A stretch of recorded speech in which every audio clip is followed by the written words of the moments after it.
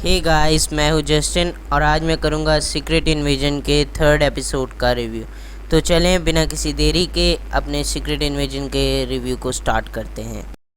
तो हमारा episode start होता है पिछले 2 एपिसोड्स के रिकैप के साथ। इसी के बाद हमें कुछ स्क्रल्स दिखाए जाते हैं स्क्रल बेस में, जो कि रॉयल नेवी के कुछ मेंबर्स का रूप लेने की तैयारी कर रहे हैं ताकि वो नेवल बेस में एंट्री कर सके। इसके बाद ग्रेविक दिखाया जाता है स्क्रल काउंसिल के मेंबर्स के साथ। वो उनको बताता है कि वो किस तरह अवेंजर्स को रोकेगा अगर वो उसको रोकने आते हैं सुपर स्क्रल फार्मूला के साथ। आगे फिर हमें वही 3 स्क्रल्स दिखाए जाते हैं जो नेवल बेस में एंट्री करने के लिए आ रहे हैं। आगे वो 3 स्क्रल उन नेवल ऑफिसर्स के रूप में आ जाते हैं। आगे फिर हमें वही कपल साइंटिस्ट दिखाए जाते हैं जो कि सुपर पावरफुल बींग्स के डीएनए के ऊपर रिसर्च कर रहे होते हैं। नेक्स्ट हमें निक फ्यूरी और प्रिसिलिया दिखाए जाते हैं, जहां पे प्रिसिलिया फ्यूरी से शिकायत करती है कि फ्यूरी उसे 5 साल तक ब्लिप में छोड़ के चला गया और उसके बाद अचानक ही वो स्पेस में चला गया उसे बिना बताए। उसके बाद हमें देखने को मिलता है कि प्रिसिलिया को किसी की कॉल आती है और जैसे ही प्रिसिलिया बात करती है उसके जाने के बाद फ्यूरी उसके फ़ोन को काफ़ी मशकूक नज़रों से देखता है। आगे हमें ग्रेविक और गाया दिखते हैं जो टेलोस से मिलने जा रहे होते हैं। तो टेलोस और ग्रेविक एक पेंटिंग म्यूज़ियम में मिलते हैं, जहाँ एक पेंटिंग के सामने खड़े होके ग्रेविक वर्ल्ड वॉर 1 का रेफरेंस देता है, जिससे साफ मेंशन होता है कि ग्रेविक वर्ल्ड वॉर चाहता है।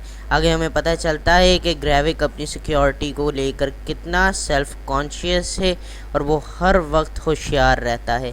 अगले शॉट में जब टेलोस ग्रेविक को ज़ख्मी करता है तो उस वक्त हमें पता चलता है कि ग्रेविक अब एक सुपर स्क्रल बन चुका है।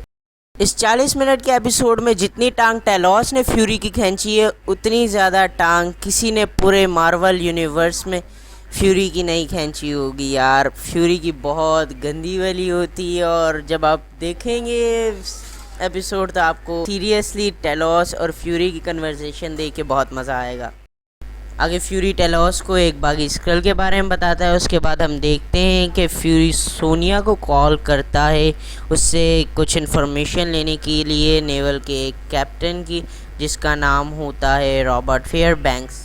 फ्यूरी इन्फॉर्मेशन इसलिए लेता है ताकि वो यूएन प्लेन के ऊपर मिसाइल लॉन्च रुकवा सके। आगे वो उसी कैप्टन के घर में जाते हैं जहाँ स्क्रल्स ने कब्जा किया होता है। जो टेलोस होता है वो उस कैप्टन का रूप लेकर उसके घर में घुसता है, लेकिन टेलोस पकड़ा जाता है जल्द ही और फ्यूरी टेलोस को बचाने के लिए उस कैप्टन के बेटे को गन पॉइंट पर लेकर जाता है।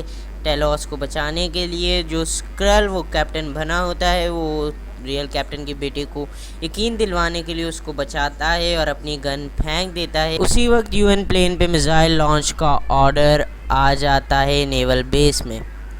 फ्यूरी स्क्रल से तफ्तीश करता है टेलोस के साथ, लेकिन वो स्क्रल कुछ नहीं बोलता तो फ्यूरी उसकी टांग में गोली मार देता है। टेलोस उसको रोकता है उसके बाद और टेलोस को फ्यूरी कहता है कि तुम्हारे पास 9 मिनट है इस मिशन को अबॉर्ट कराने के लिए। तो टेलोस उसको खुद उस स्क्रल को अपने हाथों से मार देता है। उसके बाद टेलोस गाया को कॉल करता है कि वो उसे वो कोड ला कर दे जो कैप्टन यूज़ करता है इसमें करेगा या करता था इस मिशन को अबॉर्ट करने के लिए। उसके बाद गाया एक रूम में जाती है जिधर हमें यूएस प्रेसिडेंट, यूके की प्राइम मिनिस्टर और वो कैप्टन दिखता है। उधर इनकी मेमोरीज शायद निकाली जा रही हैं क्योंकि उधर ही हम देखते हैं गाया भी एक कंप्यूटर प्लेट जो भी कह लो कि एक एलियन टेक्नोलॉजी के ऊपर वो कोई उनकी टैग है जिसके ऊपर हाथ रख कर उसकी मेमोरी निकाल लेती है। उसके बाद वो अपने बाप को कोड बताती है और टेलोस जाकर वो कोड रॉयल आर्मी को बताता है और वो ये मिशन अबॉर्ट कर देते हैं।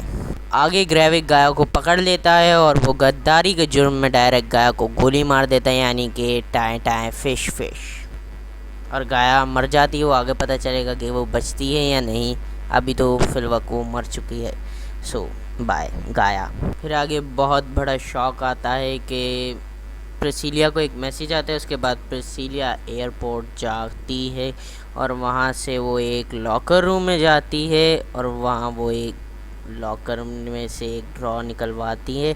उस ड्रॉ के अंदर एक गन होती है। जब वो पैकेट खोलती है तो उसमें से गन निकलेगी।